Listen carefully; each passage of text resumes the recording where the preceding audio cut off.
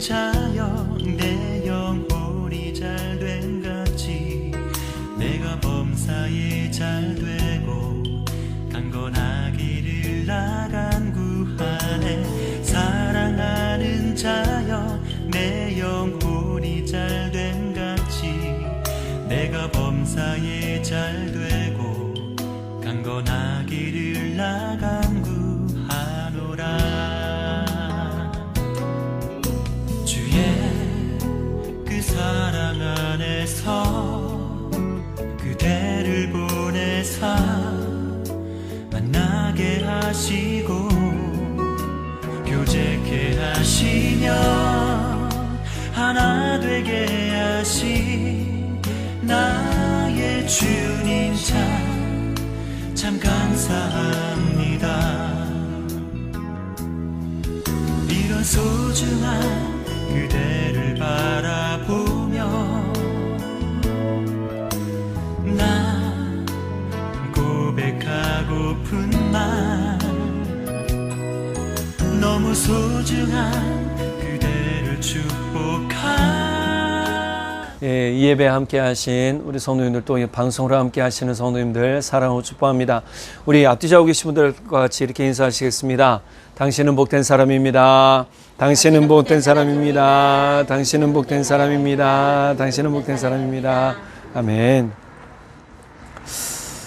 설명절 어제 잘 보내셨나요? 사실 연휴가 내일까지인데 저는 주일날 이렇게 꼭 끼면 사실 옛날에는 어디 가기가 힘들었어요. 명절 끝나고 가거나. 그래서 한 두 번인가요? 주일 껴가지고 오후에 갔는데 뭐 6시간, 7시간 걸리기도 하고 막 그러더라고요.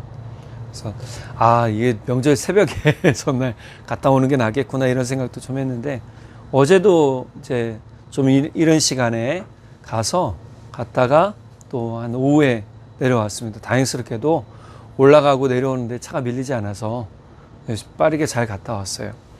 여러분들도 가족들과 즐거운 시간 보내셨나요? 예, 즐거운 시간 보내셨으리라 믿습니다. 제가 이렇게 갔다 오면서 느낀 건데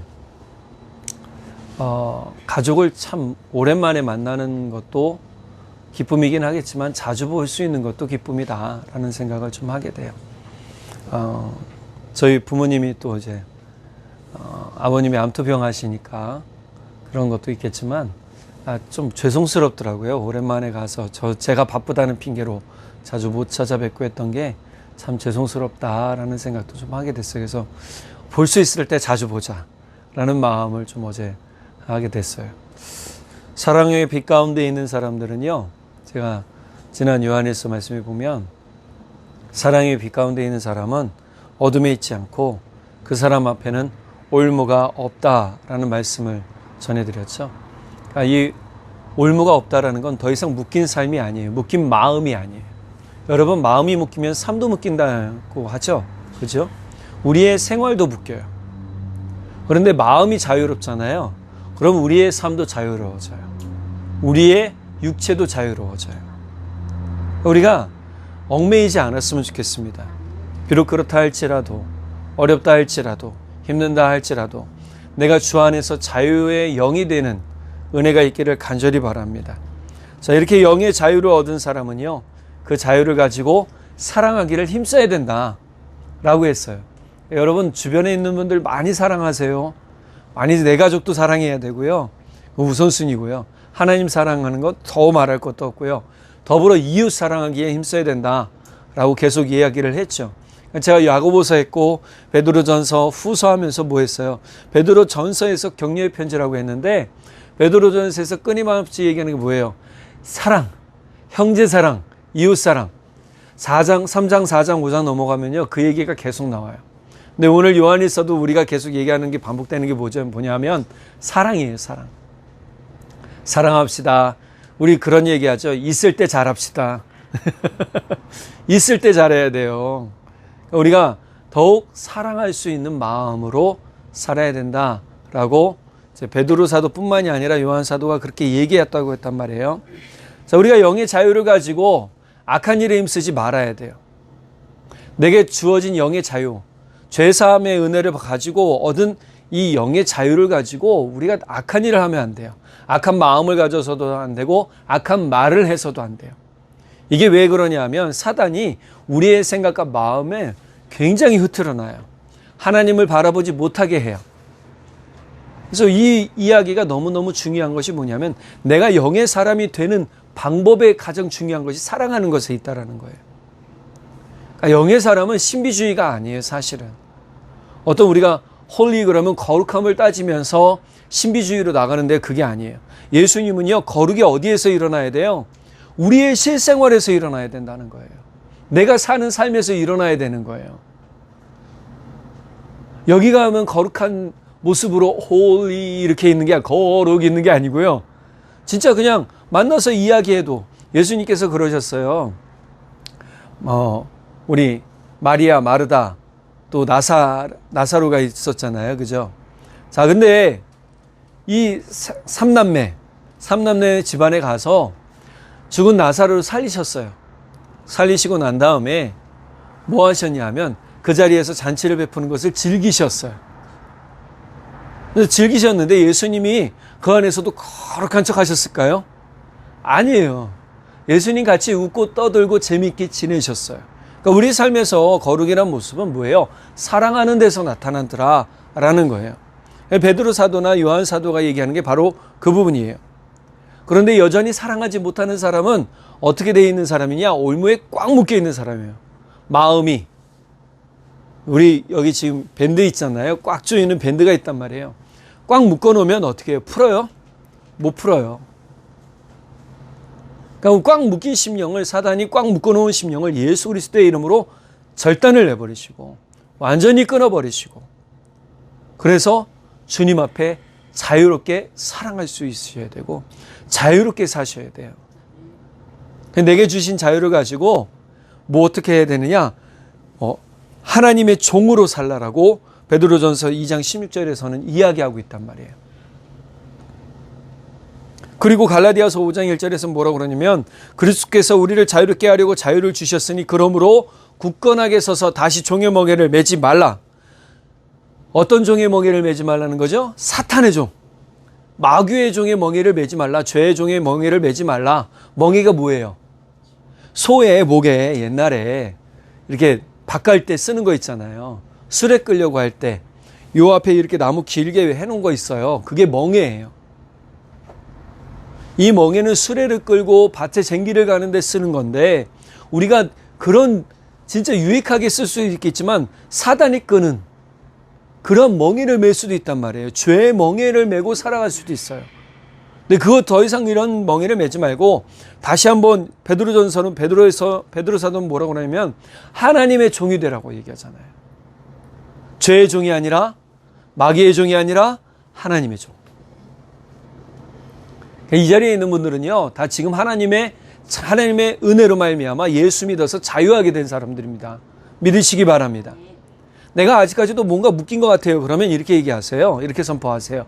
예수님의 이름으로 명령하니 내 마음을 묶고 있는 모든 거짓과 죄들은 예수님의 이름으로 떠나가라.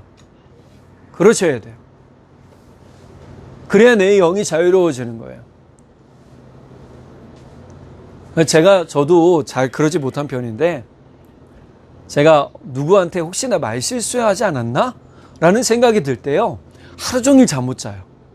누워서 자다 깨가지고 내가 혹시 그때 그러지 않았나?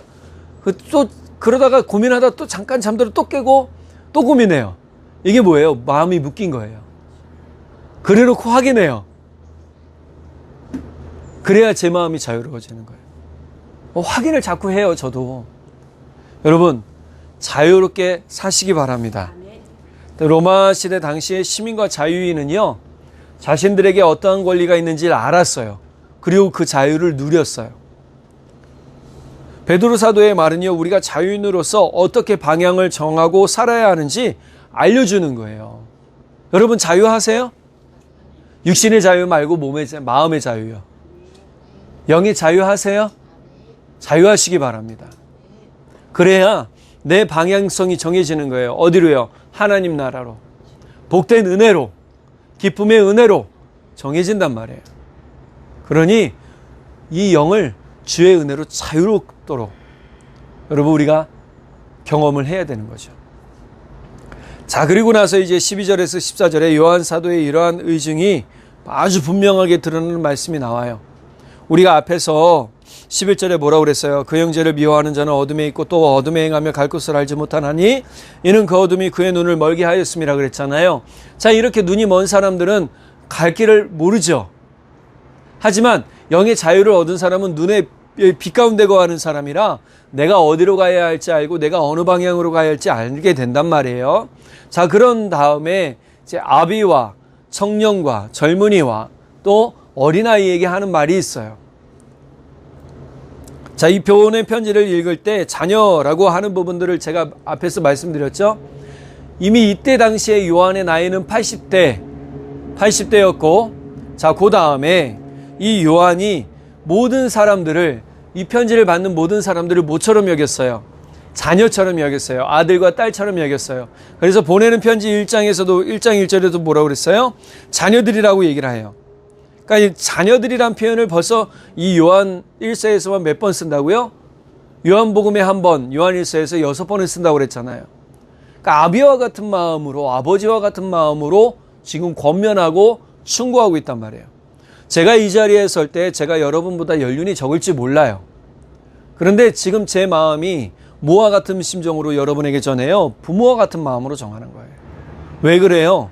이 자리에 서면 나는 하나님의 말씀을 전하는 사람일 수밖에 없어요. 주의 말씀을 전하는 사람인데 여러분들의 기호에 맞게 사실 말씀 못 전해요.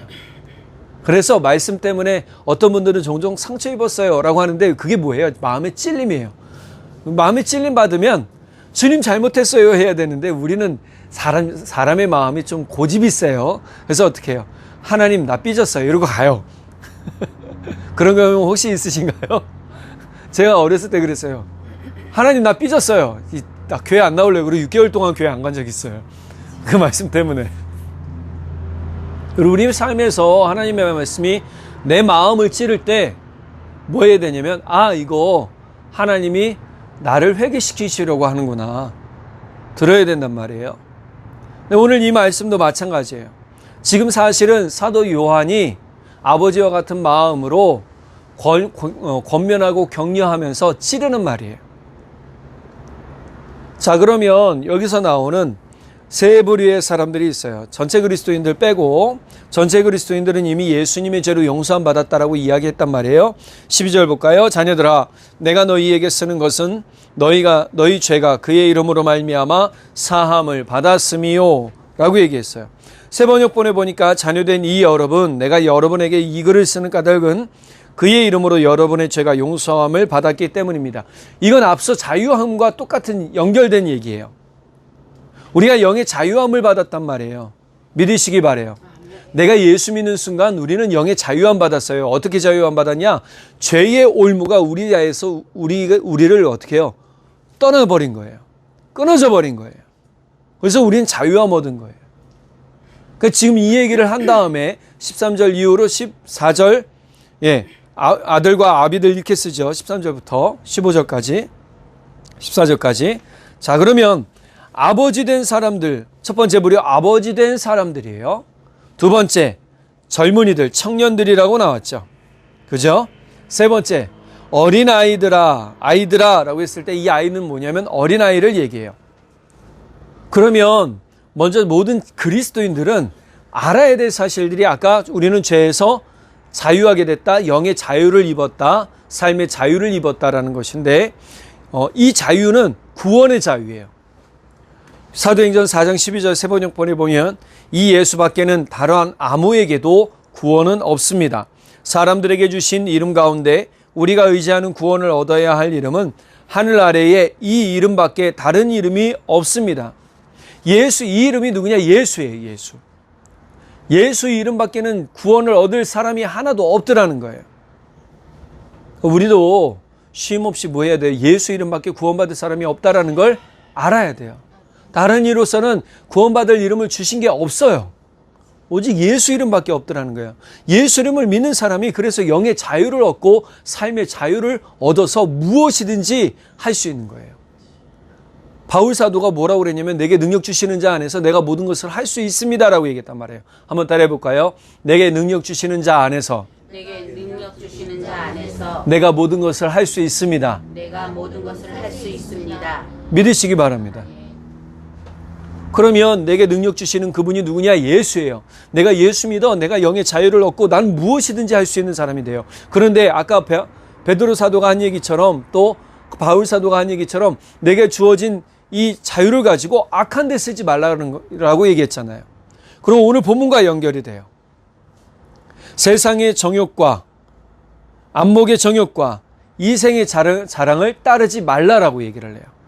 자, 그러면 2절 볼까요? 두 번째, 아버지 된 사람들에게 하는 얘기. 너희가 누굴 알았다라고 얘기해요. 13절, 아비들아 내가 너희에게 쓰는 것은 너희가 태초부터 계신 이를 알았으며. 태초부터 계신 이가 누구냐 하면 창조주 하나님이에요. 창조주 하나님 아버지라고 보통 얘기해요. 창조주 하나님을 알았어요. 자, 그런데 이것을 두 번이나 강조합니다. 13절 상반절에 이야기하고 14절 중반절에 이야기해요. 13절 상반절, 아버지 된 이 여러분, 내가 여러분에게 이 글을 쓰는 까닭은 여러분이 태초부터 계신 분을 알고 있기 때문입니다. 14절 중반절, 아버지 된 이 여러분, 내가 여러분에게 이 글을 쓰는 까닭은 여러분이 태초부터 계신 분을 알고 있기 때문입니다. 그러면 이 아버지 된 사람들이 누구냐? 육신적인 아버지일 수도 있어요. 그런데 이 부분을 조금 다른 부분으로 해석을 할게요. 뭐냐 하면 바로 교회의 지도자와 중직자들이에요. 교회를 이끌어가는 사람들이에요. 지금 속장님들이 될 수도 있어요. 이분들에게 하시는 얘기는 뭐예요? 지금 요한 사도는 너희가 하나님을 알았다라고 얘기를 해요. 이 하나님을 알았다는 것은 하나님을 바로 아는 믿음 가운데 여러분이 있어야 된다라는 거예요. 왜요? 교회의 중직자들은 교회를 이끌어가고 교회를 지켜갈 뿐만이 아니라 성도들을 가르치는 책임도 있었기 때문이에요. 성도들을 가르치는데 하나님을 알지 못하면 어떻게 가르치겠어요? 그러니까 하나님을 아는데 힘쓰라는 거예요. 하나님을 알아가는데 힘써야지 엉뚱한 데 힘쓰면 안 되는 거죠. 제가 유튜브를 통해서 많은 목사님들의 설교를 들어요. 듣다 보면 제가 그런 얘기 말씀하셨잖아요. 진짜 설교에 탁월하신 분이 얼마나 많을지 몰라요. 저보다 나이가 어려도요, 설교에 탁월하신 분들이 진짜 많아요. 이 이야기는 뭐예요? 그만큼 진지하게 하나님을 알아가는 삶이 되라고 지금 교회 지도자와 중직자들에게 이야기하는 거예요. 그러니까 이 부분은 내가 교회 안에서 성도들에게 향해 모범이 될 수 있도록 그렇게 살라라는 부분과 마찬가지예요. 그러니까 하나님을 알고 있다라는 얘기는 하나님을 알고 있기 때문에 여러분이 어떻게 살아야 되는지를 여러분도 알고 있을 겁니다라는 뒤에 부연 설명이 없는데 이 부분과 마찬가지예요. 그럼 먼저 내가 믿고 먼저 예수 믿어서 교회에 어느 한 책임을 맡은 사람이면 여러분 내가 하나님을 더욱 알아가기에 힘써야 된다라고 얘기하고 그 힘 알아간 것을 내 삶으로 뭐예요? 경험하며 내가 모범이 되도록 살아야 된다는 거죠. 그럴 때 하나님의 말씀을 그렇게 가르칠 때 왜곡되지 않아요. 진짜 왜곡되게 가르치면 문제가 생기게 될 수밖에 없어요. 야고보 사도가 한 얘기가 교회 지도자들한테 사실은 더 큰 심판이 있다는 거예요. 잘못 가르치고 엉뚱하게 가르치면 그것의 책임을 누가 지느냐? 여러분이 지는 게 아니에요. 제가 지는 거예요. 그래서 저는 진지할 수밖에 없어요. 가볍게 전하지 못해요.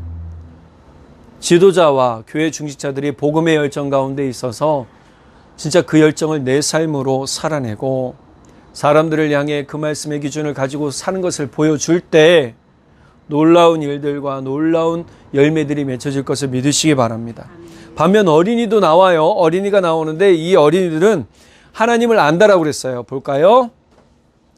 15절, 14절 초반절, 아이들아 내가 너희에게 쓴 것은 너희가 아버지를 알았음이요 그랬어요. 자, 이 아이들은 누구냐? 초신자들, 믿음에 연약한 사람들, 처음 믿는 사람들을 이야기해요. 자, 즉 예수 그리스도를 믿어 신앙의 삶을 배워가는 사람들인데 이 사람들에게 필요한 것이 그것이 뭐냐면 창조주 하나님을 아는 거예요. 그러니까 창조주 하나님을 잘 배워가야 되는 거예요.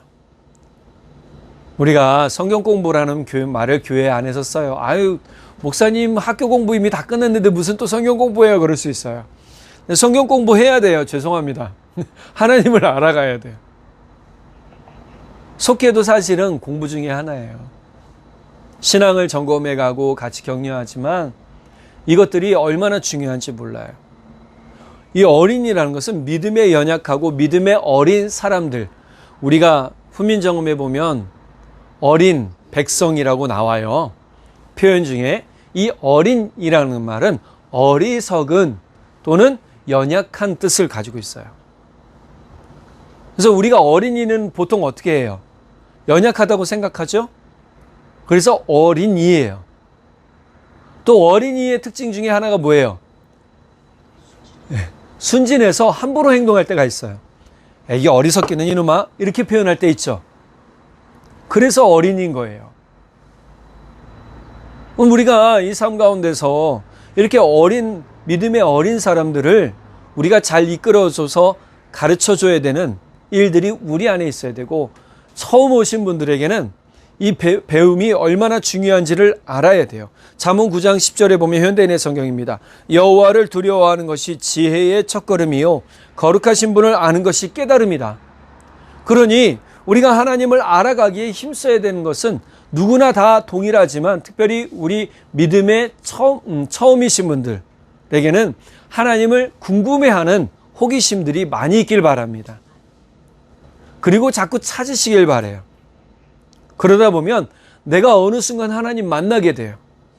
어느 순간 예수님 만나게 돼요. 그리고 그것 때문에 내 삶이 뒤집어지는 은혜를 경험하게 된단 말이에요. 그렇게 한번 뒤집어지고 나면 어떤 일이 일어나요? 좀 혼란스러워져요. 바로 할렐루야가 아니에요. 뒤집어지면 혼란스러워져요. 그런데 혼란스러워지고 그 모든 것들이 가라앉게 되면 무엇이 보이는지를 나중에 알게 돼요. 그래서 우리가 영의 사람이라는 걸 나중에 깨닫게 된단 말이에요. 자, 그러고 나서 이제 젊은이들을 이야기해요. 젊은이들은 두 번이나 이제 앞에 아버지 된 사람들한테 강조한 것처럼 두 번이나 강조를 합니다. 13절 하반절, 젊은이 여러분, 내가 여러분에게 이 글을 쓰는 까닭은 여러분이 이미 악한 자를 이겼기 때문입니다. 14절 하반절, 젊은이 여러분, 내가 여러분에게 이 글을 쓰는 까닭은 여러분이 강하고 하나님의 말씀이 여러분 속에 있어서 여러분이 그 악한 자를 이겼기 때문입니다. 13절 볼까요? 개역개정의 청년들아, 내가 너희에게 쓰는 것은 너희가 악한 자를 이기었음이라. 14절 후반절, 청년들아, 내가 너희에게 쓴 것은 너희가 강하고 하나님의 말씀이 너희 안에 거하시며 너희가 흉악한 자를 이기었음이라. 흉악한 자를 이겼다고 두 번이나 강조하는데 14절에서는 무엇 때문에 이긴지를 알려주고 있어요. 이긴 방법을 두 가지로 알려주는데, 첫 번째, 여러분이 강하고, 강하다라는 것은 삶에 우리 심지가 있다라는 표현 쓰죠. 심지가 있는 거예요. 예수 믿는 심지가 있는 거예요. 두 번째 뭐 했어요? 하나님의 말씀이 여러분 속에 있다라고 얘기해요. 너희가 강하고 하나님의 말씀이 너희 안에 거하시며, 하나님의 말씀을 마음에 새기는 것이 이 말씀을 통해서 중요하다라는 것을 깨닫게 돼요. 우리 안에 하나님의 말씀이 있으면요, 우리는 심령이 강한 사람이 됩니다. 믿으시기 바랍니다. 여러분, 심령이 왜 자꾸 흔들려요? 왜 자꾸 약해져요? 하나님의 말씀이 내 안에 없어요. 사람의 마음으로는 심지가 있는 것 같아도 심지가 나중에 꺾여요. 그런데 하나님의 말씀이 내 안에 있으면 여러분, 힘들고 어려워도 견디고 이겨내며 강한 힘이 생기는 겁니다. 저는 이 자리에 오신 모든 분들이 그렇게 하나님의 말씀으로 강해지시는 분들 되시기를 간절히 바랍니다. 현대인의 성경에서는요, 이렇게 말하고 있단 말이에요. 내가 이 편지를 쓰는 것은 여러분이 언제나 하나님의 말씀에 굳게 서서 마귀를 이겼기 때문입니다. 굳게 섰다. 바람이 세게 불 때 우리는 이 몸이 반응하죠. 어떻게 해요? 뒤로 반응해요? 아니요, 앞으로 기울어져요. 뭐 하지 않으려고요? 넘어지지 않으려고요. 우리가 어떻게 이겨나가는지 알게 된단 말이에요. 베드로 사도는 그래서 마귀를 대적하는 방법을 이렇게 얘기해요. 믿음에 굳게 서서 악마를 맞서 싸우십시오.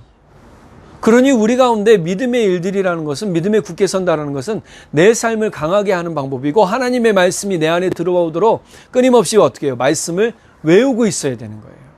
듣고 있어야 되는 거예요. 요즘은 시대가 좋아졌죠. 휴대폰으로 앱 틀어놓으면, 앱에 말씀 딱 틀어놓으면 뭐예요? 하루 종일 하나님의 말씀을 들을 수 있어요. 옛날에는 개역계 정보는 됐는데요. 요즘은요, 현대인의 성경, 우리말 성경, 다양하게 들을 수 있도록 이야기 성경처럼 해놨어요. 그래서 들으면서 뭐예요? 내가 지낼 수 있어요. 근데 더욱 추천하기는 눈으로 봐야 돼요. 보는 게 기억에 더 많이 남아요. 듣는 것보다. 우리가 영의 사람이 됐을 때 사단이 우리를 어떻게 하냐면 다시 올가매려고 한단 말이에요. 끊임없이 걱정, 근심, 염려, 세상의 환경, 내 주변의 사람들을 통해서 내가 어떻게 해요? 올가매어져서 그것 때문에 근심하고 염려하고 무너지는 삶이 되도록 만들어놔요. 그래서 다시 자유를 잃어버리게 만들죠. 바울 사도는요, 우리가 말씀에 굳게 서는 방법으로 에베소서 6장 10절에서 18절을 통해서 다음과 같은 방법이 있다라는 사실을 알려줍니다. 먼저 현대인의 성경으로 번역된 말씀을 주보에 보면 나와 있어요. 한번 교독을 하겠습니다. 여러분은 주님 안에서 그리고 주님의 능력으로 강해지십시오.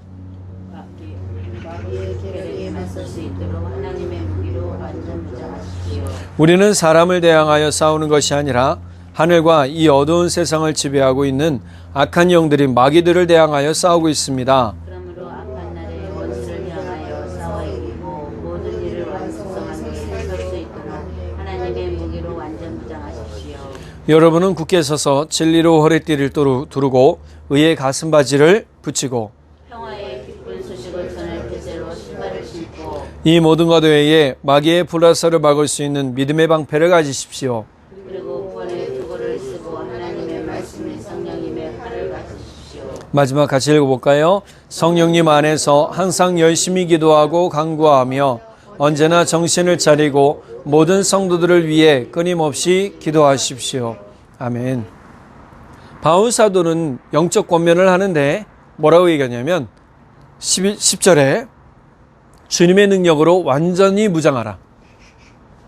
두 번째, 한 번 더 얘기하죠. 하나님의 무기로 완전 무장하라. 11절, 13절. 주님의 능력으로 무장하고 하나님의 무기로 무장하래요. 우리가 영적 권면할 때 여러분 무장된 심령이 되시길 바랍니다. 내 영이 무장되어 있어야 대비를 할 수 있잖아요.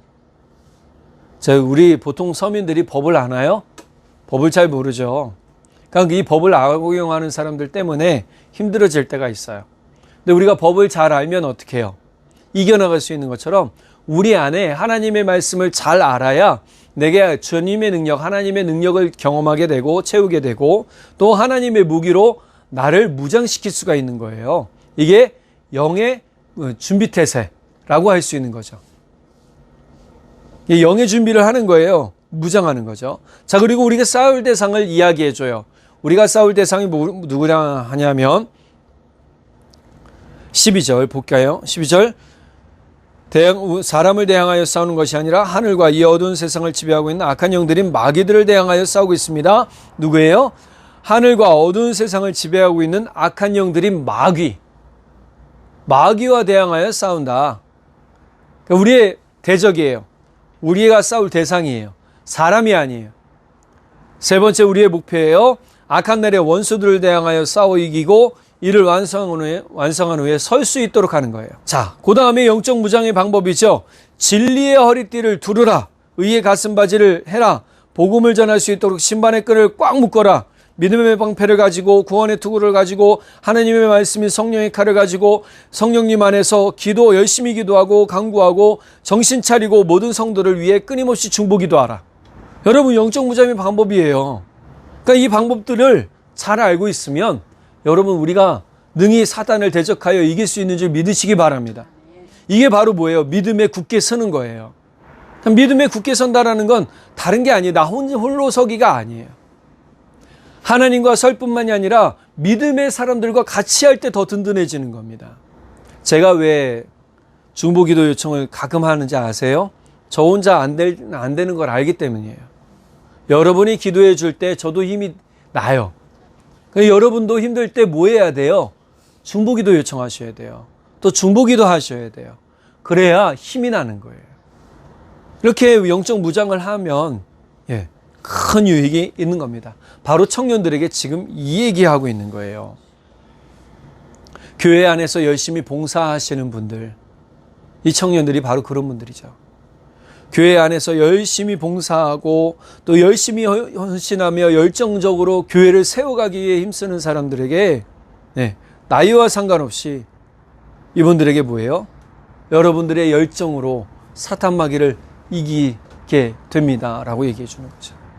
그러니 더욱 믿음에 굳게 서십시오 라고 얘기해 주는 거예요. 믿는 순서는 있지만 구원의 순서는 없어요. 예수님은 구원의 이 일에 대해서 이렇게 얘기하세요. 마태복음 19장 30절, 지금 앞서도 나중에 뒤떨어지고 지금은 뒤떨어져도 나중에 앞설 사람이 많은 것이다. 그러니 여러분 경계하시기 바랍니다.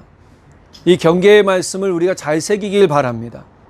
내가 뒤떨어지지 않도록 더욱 열심히 주를 섬기는 헌신하는 젊은이들이 되기를 간절히 바랍니다. 새벽 이슬 같은 주의 청년들이 주님 앞에 나오는도다 라는 찬양이 있어요. 말씀을 가지고 한 거거든요. 그런데 이 찬양 가운데 보면 새벽 이슬 같은 주의 청년들이 이런 20대, 30대 젊은이들 얘기하는 게 아니에요. 교회 안에 주의 사랑, 주를 사랑하는 열정을 가진 사람을 이야기하는 거란 말이에요. 그들이 청년인 거예요. 우리가 믿음에 뒤떨어지는 사람이 되지 않으려면 오직 하나님을 향해 사는 사람이 되어야 됩니다. 그런 의미에서 5절에서 17절의 말씀은요, 우리가 절대 세상을 바라보는, 즉 뒤돌아보는 삶을 살지 않아야 함을 강조하고 있어요. 하나님을 향해 사는 사람, 오늘 제목이잖아요. 하나님을 향해 사는 사람은 절대 뒤돌아보지 않아요. 뒤돌아본다라는 것은 15절에서 17절의 말씀처럼 세상에 속한 것들을 더 이상 즐거워하지 않아요. 세상에서 즐기던 것들을 더 이상 바라보지 않아요. 그렇기 때문에 내가 하나님을 향해 사는 삶이 되면 내가 그동안 누렸던 거 포기할 수 있어야 돼요. 여러분 죄송합니다. 포기하란 말씀드려서. 이 포기하라는 것은 내게 주었던 쾌락들을 포기하는 거예요. 나를 즐겁게 하던 쾌락들을 포기하라는 거지 사람 관계를 포기하라는 게 아니에요. 결국 이렇게 세상을 사랑하다 보면 우리 안에 영적인 영의 은혜가 사라지게 돼요.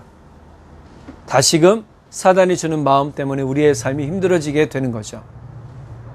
그러니 여러분 우리에게 주신 자유를 가지고 이제 하나님을 향해 사는 사람이 되어야 되고, 더불어서 우리는 세상과 나는 이제 관계가 없어 라고 하며 어떻게 해요? 세상 것을 즐거워하거나 세상 것을 사랑하지 말아야 된다는 거예요. 지금 요한 사도의 이야기는 나는 세상과 분리된 사람이 되도록 아주 이분법적으로 딱 잘라 얘기하는 게 아니에요. 내가 세상에 살지만 더 이상 세상의 쾌락이 내게 즐거움 주지 않는다는 걸 알아요. 왜요? 내가 예수 믿는 즐거움보다 이것들이 별로거든요.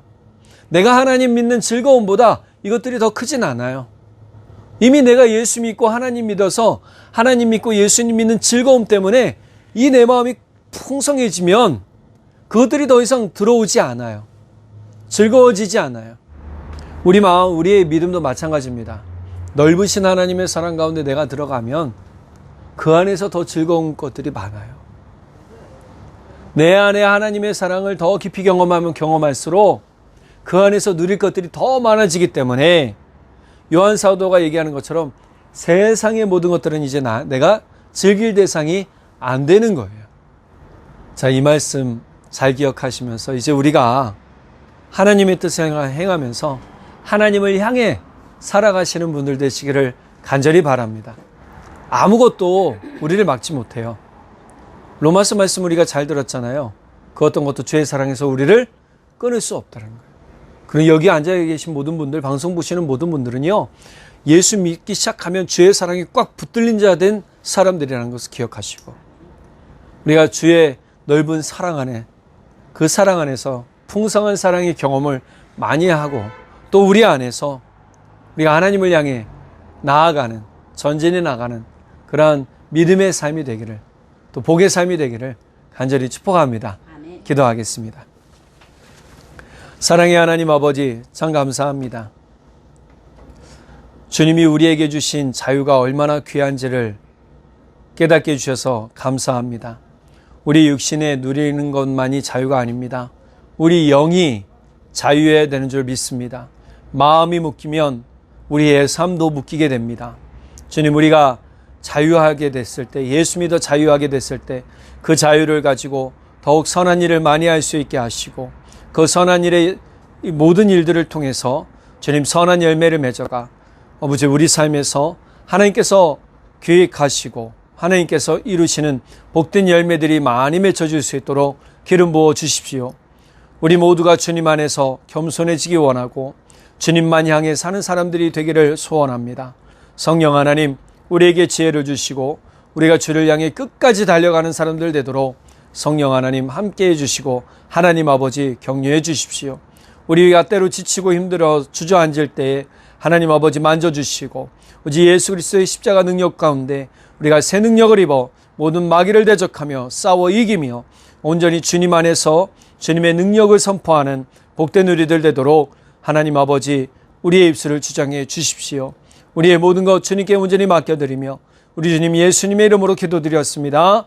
아멘. 사랑하는 자여 내 영혼이 잘된 같이 내가 범사에 잘되고 강건하기를 나간 구하네. 사랑하는 자여 내 영혼이 잘된 같이 내가 범사에 잘되고 강건하기를 나간 구하노라. 주의 그 사랑 안에서 그대를 보내사 만나게 하시고 교제케 하시며 하나 되게 하신 나의 주님 참 감사합니다. 이런 소중한 그대를